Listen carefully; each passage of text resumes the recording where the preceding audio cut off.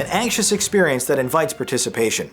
Based on a short story by Cornell Woolrich, this mystery thriller by director Alfred Hitchcock earned 36 times its $1 million budget, scored 4 Academy Award nominations, and is widely regarded as one of the best movies ever made.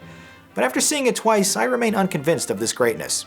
One of Hitchcock's trademarks was his frequent use of point-of-view camera movement, a technique which forced the audience to engage in a form of voyeurism. You saw what his character saw, even if it wasn't always comfortable. And there's no purer form of this first-person voyeurism than in this 1954 motion picture. Watching someone without their awareness can feel taboo, but it's also intrinsically fascinating.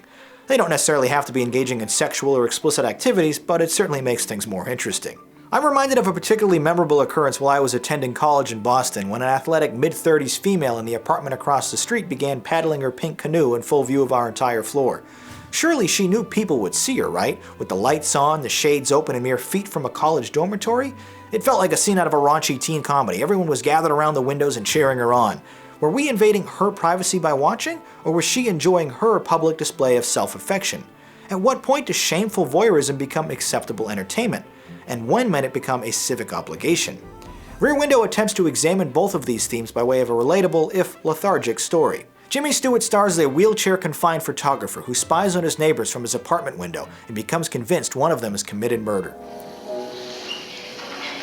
Jeff, if you could only see yourself. What's the matter? Sitting around looking out at the window to kill time is one thing, but doing it the way you are with binoculars and wild opinions about every little thing you see is disease. What do you think I'd consider it recreation? I don't know what you consider it, but if you don't stop it, I'm getting out of here.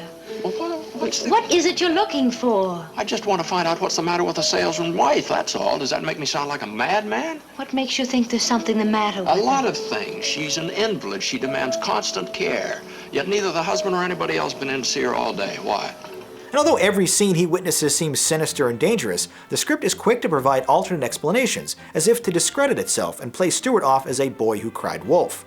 Like when police detective Wendell Corey remarks, "People do a lot of things in private they couldn't possibly explain in public." Unfortunately, Rear Window never really does anything with this nagging counter-suspicion. Those waiting for a twist or reveal will be disappointed that the plot concludes without either. Mix a concern with exposition, the dialogue here functions as a sort of running commentary for the picture, with Grace Kelly featured as the dutiful and beautiful girlfriend, serving as Stewart's willing accomplice. When she's confronted by the suspected murderer while on a fact-finding visit to his flat, the audience feels just as helpless as the later protagonist. Filmed in bright Technicolor, the 112-minute film makes excellent use of its confined location.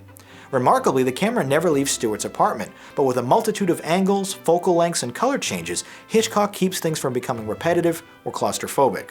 Which is even more impressive considering the movie doesn't even have a score. All we hear are the diegetic sounds, noises, and music coming from this crowded Greenwich Village complex. The buildings themselves, of course, were all part of a massive set specially built inside the Paramount studio, which included at least 1,000 arc lights to mimic sunshine, functioning plumbing, and 6 stories of fully furnished fake apartments. Perhaps Rear Window's most effective accomplishment is how it's able to imprint Stewart's uncomfortable emotions onto the viewer. What begins with guilt soon transforms into anxiety and fear, and later, obligation and heroism. Despite its decidedly uncomplicated and convenient developments, Rear Window is a surprisingly enthralling experience, and a cool movie. That does it for this individual review, but if you'd like to watch full episodes of Movie Night and submit your own reviews to be included on the show, please visit the Jogwheel YouTube channel. My name is Jonathan Paula, thanks for watching, and have a good movie night.